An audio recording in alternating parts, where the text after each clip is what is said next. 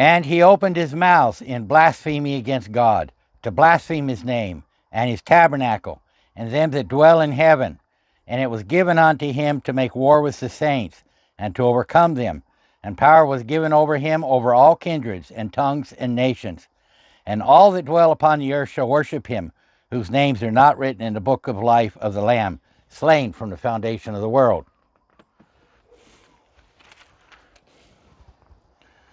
And no man might buy or sell, save he that had the mark, or the name of the beast, or the number of his name. Here is wisdom. Let him that has understanding count the number of the beast, for it is the number of a man, and his number is 666.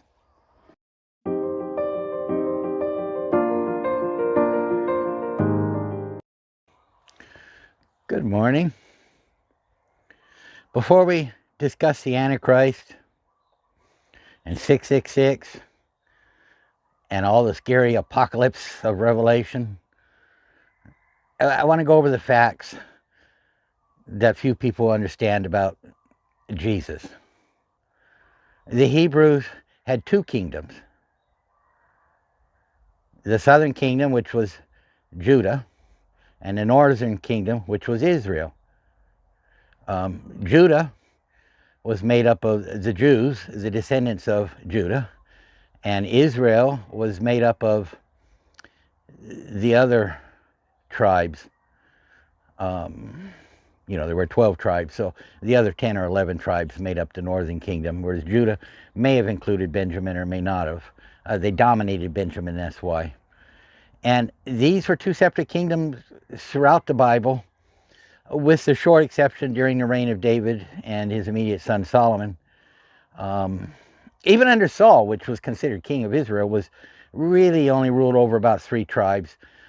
He claimed to be king of all of it, but he never sent bureaucrats or taxation or any representatives to the other tribes.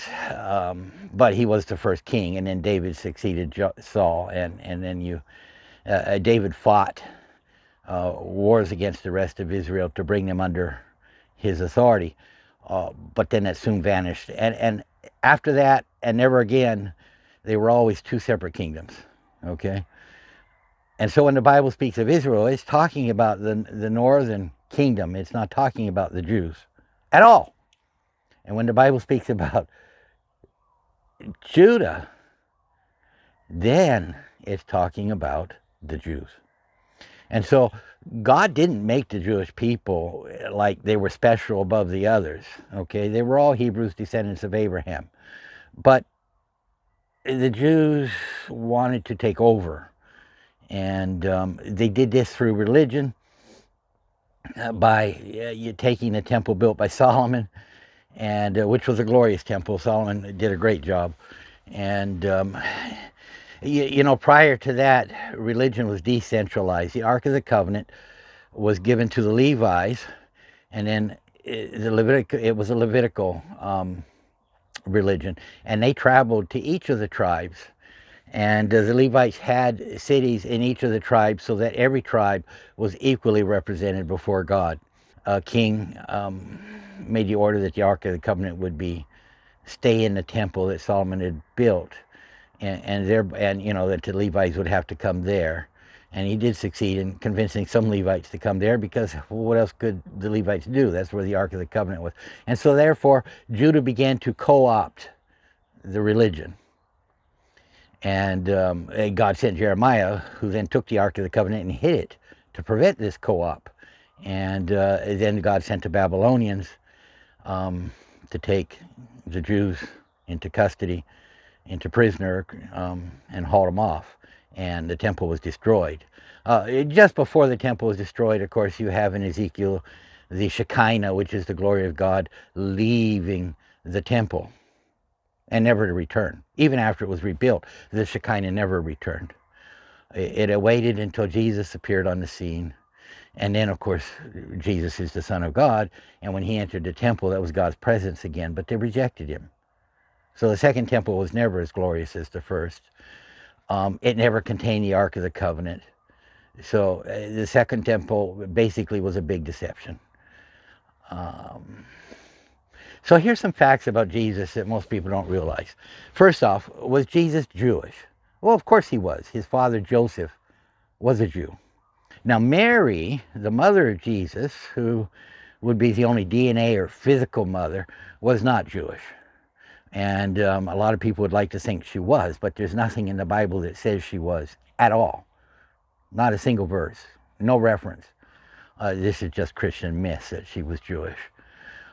So what was she? Well, the Bible doesn't say, but the Bible does give a big hint, and that was she was from the tribe of Levite.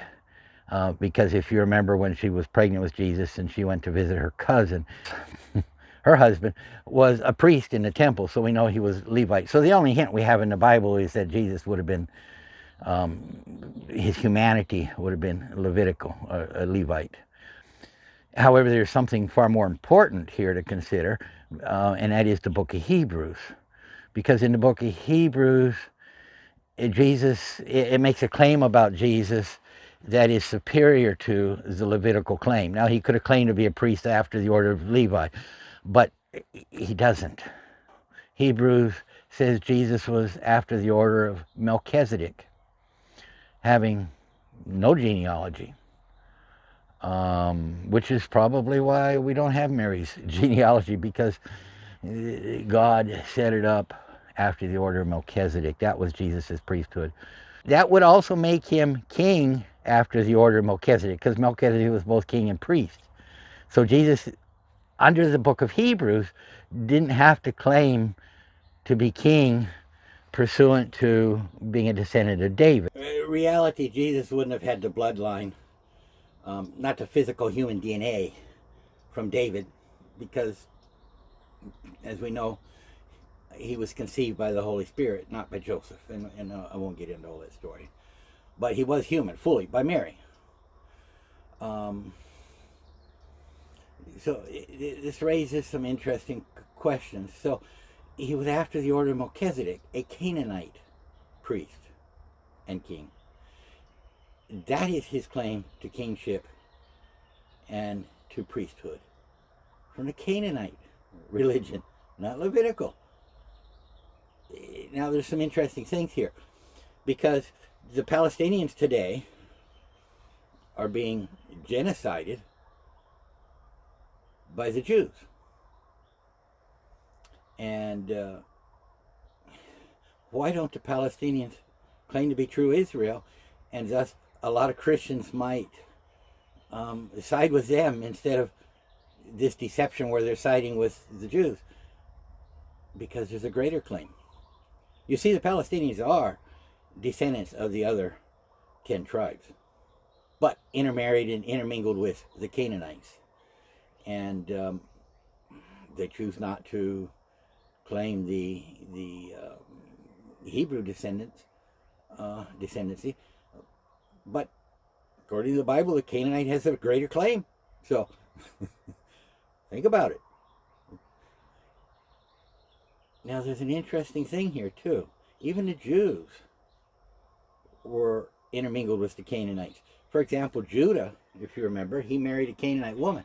And then their child also married another Canaanite woman. So that makes all Jews today 3/4 Canaanite. Only 1/4 Hebrew. And it's the same with Israel, the northern tribes. Okay, because they intermarried too. So the Palestinians don't want to claim to be Hebrew. That's fine. They have a superior claim, that being the descendant of the Canaanites, according to the book of Hebrews. Now, these two kingdoms, Israel to the north and Judah to the south, even at the time of Jesus, were separate Roman governances.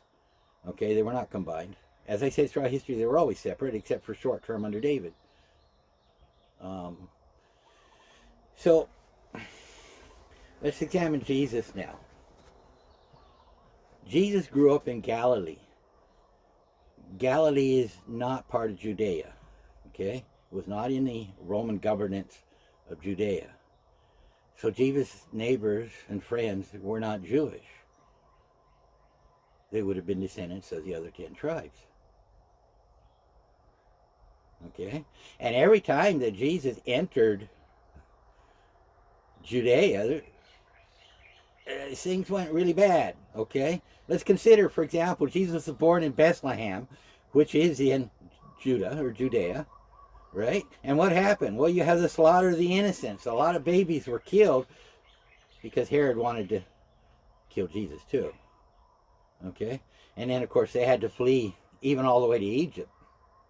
And when they came back, they settled in Galilee, which is across the Jordan from Judea. Now, let's consider when Jesus was baptized. He came to the Jordan River and was baptized, right? But he was baptized by John the Baptist on the Galilee side, which is not part of Judea. But then he crossed the river, and the Spirit immediately led him into the wilderness. And what happened there in Judah? Well, the devil tempted Jesus for 40 days and 40 nights, and he went hungry, and he took him to the top of the mountain and said, I'll make all this kingdom yours. You remember the temptation. So Jesus suffered temptation from the devil. And of course, then he left Judah, went back to Galilee. In fact, probably between 80 and 90% of Jesus' ministry was to Israel, not Judea. And when he did go to Judea, finally, they tried to stop him from going. And he went anyway. He set his face like a flint to go to Jerusalem. Jerusalem, by the way, originally was a Canaanite city before David made it his. But then they killed him and crucified him. So all the ministry of Jesus in Judea didn't have the best outcome, but he was very popular in Galilee, where most of his ministry was conducted. Now, let me ask you a trivia question. How many of the disciples of Jesus were Jewish? Only one. Judas. Oh, isn't that fascinating? Just Judas. He's the only Jew that followed Jesus. All the other disciples were from several different tribes of Israel, out of Galilee and so forth. So there we have a setting of Jesus, and we can see his ministry was to Israel and to the whole world, because Jesus' kingship and his priesthood was after the order of Melchizedek, a Canaanite religion, non-Hebrew, non-Jewish. Therefore, Jesus came to save the world. His ministry was to the world, to the Goyim. But God did appeal to the Jews. He sent Jesus into the temple in Jerusalem, and they rejected him. God gave the Jews a part. He had Judas as a disciple who was Jewish, the only one that was Jewish.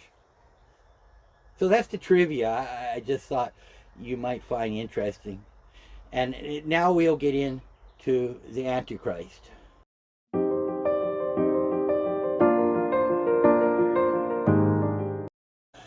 This is a beautiful Sunday afternoon, and today we're going to talk about the Antichrist, specifically the ideology of the Antichrist. There's a debate: is the Antichrist United States or Muslim or Jewish or Roman? And we're not going to get into the individual. We're going to get into what he teaches, because John tells us his ideology. So far, we as Christians tend to speculate upon the Antichrist, quote unquote, that man of sin that will appear. And we totally skip over the ideology. And if we do that, how are we going to identify the Antichrist? The ideology is what's important, not a personality cult. And John very specifically, John wrote Revelation 13 and the 666. Okay, he very specifically talks about in his writings what that ideology is. And so that's what we want to get into today. But first, let's give a little bit of a background here. I'm going to start by reading Genesis, King James Version, chapter 12, verse 3. And here we have God talking to Abraham. And God is making a covenant with Abraham. And God says, and I will bless them that bless thee, and curse him that curseth thee, and in thee shall all families of the earth be blessed. And he goes on to say, to talk about the land. For all the land which thou seest, to thee I will give it, and thy seed forever. Okay, so that's the beginning of the Abrahamic covenant. Now, to understand this, we got to understand it in context. We are Christians, so therefore we are Christ-centered. We're not about prophecy. That's not Christianity. We are about the completed work of Christ. Okay? We're not about God's wrath and his punishments. That's not what it's about. We're not about God's creation, no matter how good and beautiful it is. Yeah, all these play little parts, but there's a centrist part. That centrist is on Jesus, and specifically Jesus and him crucified. Anything else? I mean, Buddhism's got great philosophy. Be a Buddhist. Muslims have a beautiful picture of God. Be a Muslim. But for me, I center on Jesus. Because that's what Christianity is. That's why the word Christ. Centered on Jesus. Not drifting away from it for anything else, no matter how logical, no matter how beautiful. It's centered on Jesus. And this is what the Apostle Paul taught. So let's turn to Galatians chapter 3, verse 16. And we'll see what Paul says about what we just read in Genesis. Verse 16. Now to Abraham and his seed were the promises made. He saith not, and to seeds as of many, but as of one, and to thy seed, which is Christ. So Abraham is the father of many nations, but the promise was made singularly, not plural, not to any specific nation, but very specifically seed, and Christ is the fulfillment of that seed. Christ is the seed of Abraham. So this is how we must interpret the Old Testament. Jesus said all the law and the prophets, they testify of me. And if we make them testify something else, then we've lost it. Okay? So when we interpret Genesis 12:3, we must remember the fulfillment is Jesus Christ. And that's a completed work of Jesus Christ. On the cross, Jesus said, it is finished. So now we can get more specifically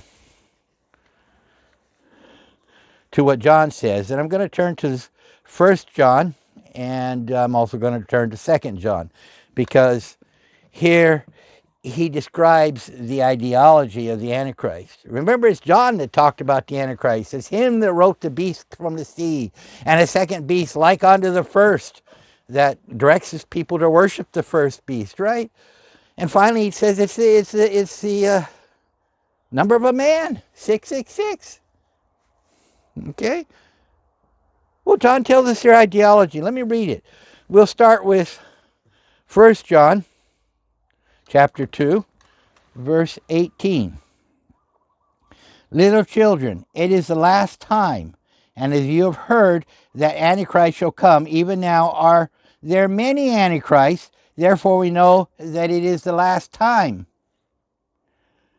And he goes on to say, they went out from us. Now, John is talking about an ideology that went out from us, from the true believers, from that group of Christians, okay? And if we were to look at that ideology today in all its evolution down to the end of time, it will be one that is not in traditional Christianity. Their ideology goes out from us. It goes out from traditional Christianity. We'll read more in John. Chapter 4, verse 3. And every spirit that confesses not that Jesus Christ is come in the flesh is not of God. And this is the spirit of the Antichrist. Now, in my King James Version, that word spirit is in italics, which means it's a supplied word to the translation. So if we would read it directly, it would say, and this is that Antichrist.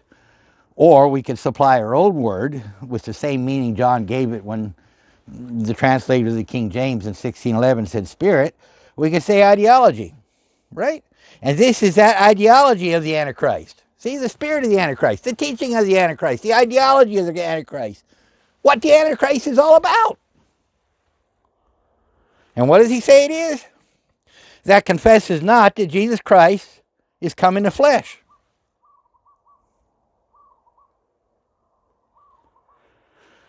Wow. Let me read it where he says it again so we don't make any mistake. 2 John. There's only one chapter, so we'll go to verse 7.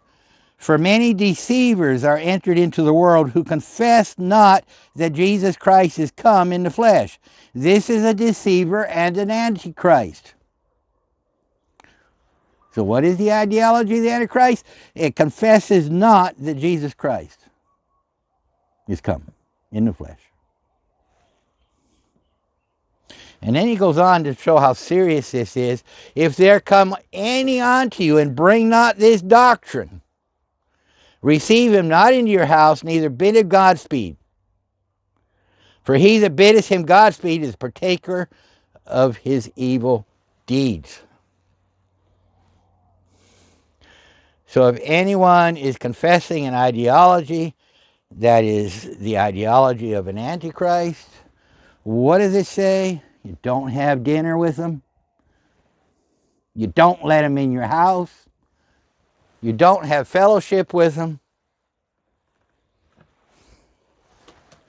And if there come any unto you and bring not this doctrine, receive him not into your house, neither bid him Godspeed. That means you don't bless them. I didn't say it, John said it. You do not bless the Antichrist or his ideology. Because if you do, you lower the standard, you eclipse, you muddle, you fog, you cloud the clear gospel of Jesus Christ. It's like it's not important. Oh, yes, we can be friends. We can associate. We can be together. No, you cannot. You're going to have blood on your hands if you do, because you're going to partake in the Antichrist's evil deed. You have to make it this important. It is something where we cannot fellowship with pastors that teach the Antichrist ideology. If we do, then we're making it light. And that pastor won't see how serious it is. And his congregation and our congregation and Christianity in general will become pervaded with this ideology because we didn't take the stand John told us to take and do not fellowship with them.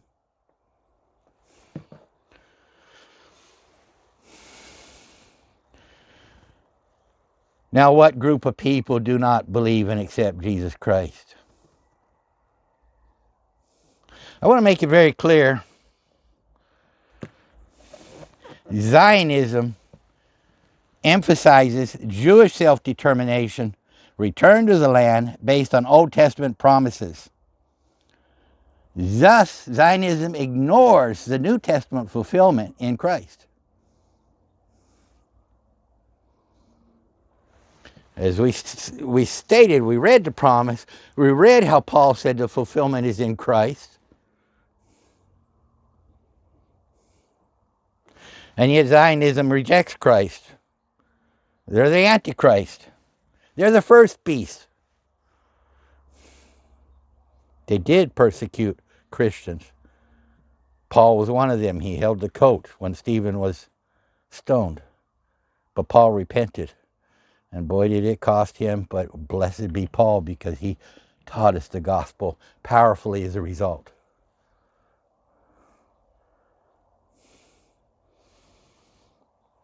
But those who want to teach a return to the land as a fulfillment, like it's some kind of a prophecy instead of being centered into Christ,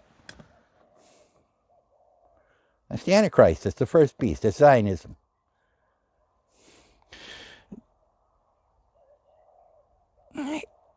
It is replacing Jesus with a geopolitical program. Now, I want to make it very clear. I am not demonizing Jews.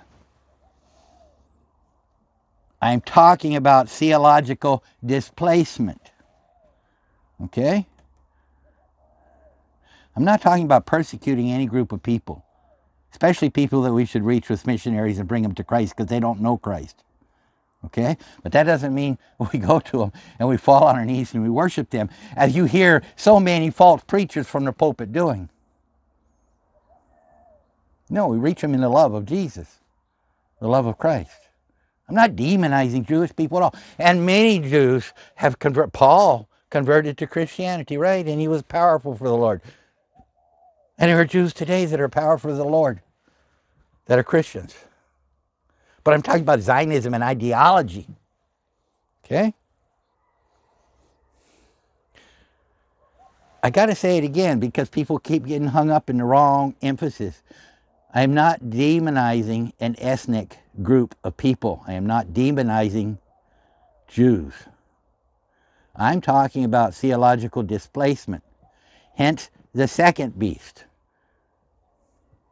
Talking about Christian Zionism now.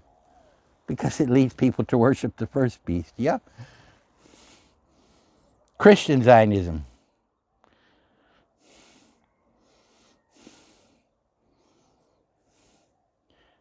It's a theological displacement of the historical fulfillment and completion of God's work in Jesus.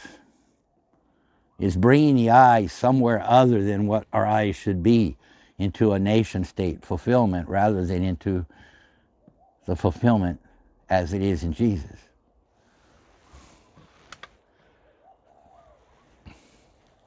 Christian Zionism teaches that God's plan depends on the modern state of Israel, not on Christ's completed work. Thus, it falsely creates a dual covenant theology. One program for the Jews and another path for the Christians. How many times have you heard dispensationalists teach that God has two programs? He doesn't. He doesn't. Jesus is the cornerstone. He's the foundation. He's the capstone. Jesus is all in all. There's no other program. There is no other fulfillment of prophecy. It is all as it is in Jesus. It is the AntiChrist to teach otherwise. Have no fellowship with such as those. How can Christians go across the sea to a nation state and be all hunky-dory and hug each other and say we have mutual fellowship and even claim to worship the same God, which I guess they do worship the same God, but it ain't the heavenly God? When John clearly says to have no fellowship with them. Don't even let him in your house. And yet all of Christianity is marching over, ignoring the clear teaching of the Bible.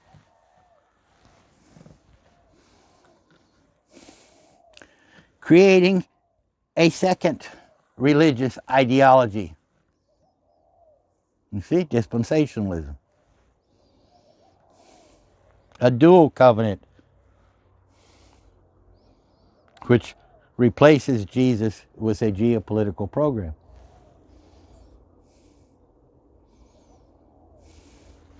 Zionism centers covenant identity on ethnicity, land, and Torah, not on Christ. What does light have fellowship with darkness? It's not centered on Christ. It's centered on the Torah and on land and on ethnicity. Ethnicity, when the Bible clearly teaches God is no respecter of persons. And yet they ignore it. Christian Zionism recenters eschatology on the modern state of Israel, not on Christ's completed work.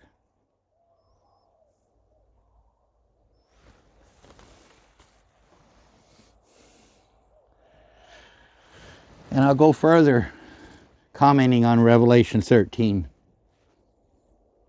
When so-called Christians treat political support for a nation state as a spiritual obligation, That is a form of marking. Did you get that? When you make a religious test, right? You are marking by categorizing. Yeah? And what is this test they're making? Christian Zionists make? Political support for a nation state, rather than centering the test upon what shall we do with the man Jesus. Go back and read in the Gospel of John chapter 17, and here we have Jesus healing a man on the Sabbath. And it divided Christ's followers, because some left him at that time. They said, Jesus broke the law. He broke the Sabbath. Others said, how can a man perform such great wonders? Surely he's the Messiah. And the test failed those who made the law the test, the Sabbath the test, didn't it? Because they left Jesus.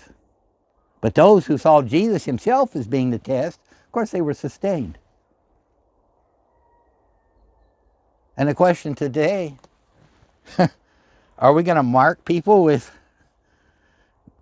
a religious test of whether they support a political nation state versus Jesus? Creating a dual system of theology? When it becomes a test of fellowship, it's a boundary mark. I'm not saying boundary marks are wrong. John clearly makes it a test of fellowship. He says, don't fellowship with him. Don't let him in your house. They have a choice. They're going to receive the seal as the living God, or they're going to receive the mark of the beast.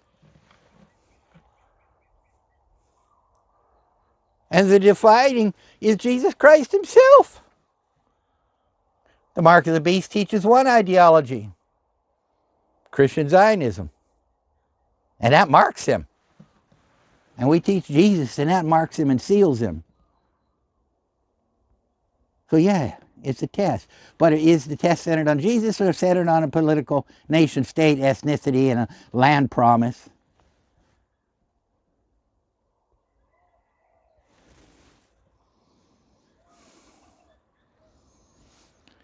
I would very much submit that Jesus Christ is the exclusive and only true test. Jesus himself. Jesus must be the center of our identity. Must be. Not Israel-centered. Not Jewish-centered. Not Judaism-centered. They all rejected Jesus. Therefore, they're the AntiChrist. John specifically states it. I've read it over and over. Those that confess not Jesus is the Antichrist, or the spirit of the Antichrist, i.e. the ideology of the Antichrist. They profess not Jesus. Israel doesn't profess Jesus. He came to them and they rejected him. We have no fellowship with that. We cannot. That would be to have fellowship with the Antichrist. Okay? I'm talking about Zionism. I'm not talking about being somehow that there's a certain race that's bad. Jews are human beings just like every other person on this planet. Red, white, black, yellow, Jews. We're all humans. Christ died for all of us, okay? I'm not talking about that. I'm talking about an ideology that's co-opted Judaism and now is spread to co-opt Christianity because the Antichrist wants to bring us all under his deception.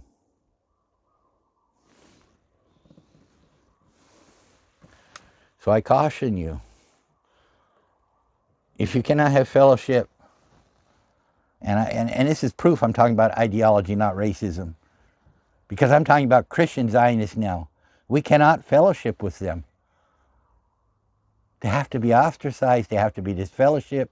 They have to be shunned. We have no part in them, no part in their ideology, no part in what they teach. Because if we do, then others that don't know don't learn correctly, because they're propagandized by this false doctrine that's pervading everything.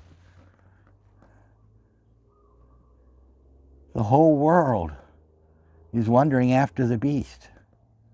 This ideology is not just in America. I talk to people in Russia, and the ideology has pervaded Russia. Even Putin himself believes it. Okay? A lot of Russian Christians believe it. It's pervaded them, just like it's pervaded America. Go listen to the preaching of many preachers. Unfortunately, Baptists too, but it's not traditional Baptist. Assemblies too, but it's not traditional assembly, right? And it's certainly not Protestant. Martin Luther was very clear on this subject. I'm not going to get into all that, but it's not traditional Christianity. Catholics don't teach it. It's not traditional Christianity.